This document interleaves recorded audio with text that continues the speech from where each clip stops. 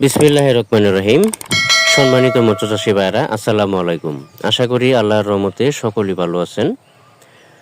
আজকে আমি আলোচনা করব 28 দিন হরমোন কমপ্লিট করা হাইব্রিড মনোসেক্স তেলাপিয়া মাছ সম্পর্কে।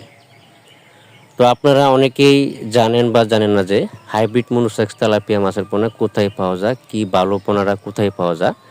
অনেকেই ইউটিউবার বা দালাল বা হ্যাচারি কোথায় ফোন দিচ্ছেন আপনারা নিজেও জানেন না।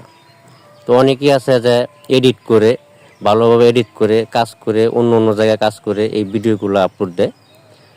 তো অনেকেই জানেন না যে আপনি কি হ্যাচারিতে ফোন দিচ্ছেন নাকি ইউটিউবের কাছে ফোন দিচ্ছেন না দালালের কাছে ফোন দিচ্ছেন।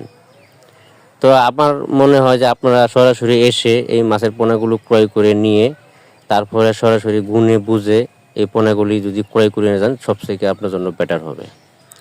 তো বাংলাদেশের যে কোনো হ্যাচারি থেকে মাছের পোনা ক্রয় করে নিয়ে যাবেন, নিজে এসে ভালো মন্দ দেখে শুনে তারপরে ক্রয় করবেন। আবার আরেকটা কথা হলো যে মাছের মধ্যে ভালো মন্দ অবশ্যই আছে। অনেকে আছে যে এক সপ্তাহ হরমোন ব্যবহার করার পরে দেখা যাচ্ছে যে 3 মাসের বা 4 মাসে বাচ্চা দিয়ে দেয়। অনেক হ্যাচারি আছে আপনার 2 সপ্তাহ হরমোন খাওয়ানোর পরে 6 মাস বা 5 মাসের ভিতরে বাচ্চা দিয়ে দেয়। আর যদি 28 দিন হরমোন কমপ্লিট করা থাকে তাহলে দেখা যাচ্ছে যে 12 মাসেও বাচ্চা দিবে না। এটা একটা ডেট থাকে, 12 মাস 10 মাস বা যে যতটুকু পরিমাণ খাওয়াবে সে তো বাচ্চা দেরি করে দিবে। তো অনেকে দেখা যাচ্ছে যে অল্প পরিমাণ হরমোন ব্যবহার করে তারপরে এই মাছের পোনাগুলো সেল দিয়ে মাছ নিয়ে যাওয়ার পরে কালচারের সময় দেখা যাচ্ছে যে 4 মাসের ভিতরে বাচ্চা দিয়ে দেয়। তো যেখানে আপনার 28 দিন হরমোন কমপ্লিট করা আছে সেখানে বুঝবেন কেমনে। আসলে এই ব্যবসা হলো যারা দুর্নীতি করে তারা সবসময় দুর্নীতি করে। যারা একদিনের জন্য এই ধরনের কাজ করে তারা পরবর্তী আপনার সাথে আর ব্যবসা করতে পারবেন না। আপনি তো পরবর্তী ওনার কাছ থেকে মাছই নেবেন না। তো তেলাপিয়া মাছের পোনা কিছু কিছু মাছ আছে যে হরমোন ব্যবহার করার পরে বা হরমোন কমপ্লিট করে না বা করে, এইসব দেখে শুনে বুঝে শুনে তারপরে যে কোনো হ্যাচারি থেকে পোনাগুলো ক্রয় করবেন।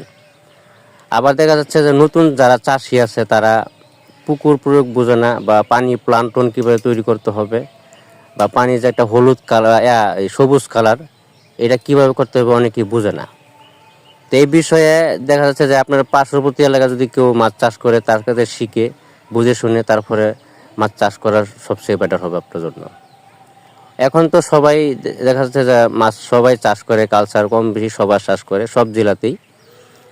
তো আপনাদের এলাকায় হ্যাচারি আছে যেখানে কম, অনেকেই আছে যে কম রেট কম পালে মাছ নিয়ে নেয়, 10 পয়সা 20 পয়সার জন্য মাছ নেয় না। তো এটি আসলে বার্গেনিং করা ঠিক না।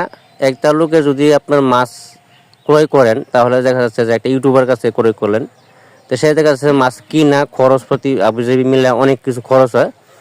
তার যদি 500 1000 বা 2000 5000 টাকা লাভ না হয় তাহলে সে আপনাকে মাছ দিবে না, তখন তো আপনাকে 2 নম্বরটা দিয়ে দিবে।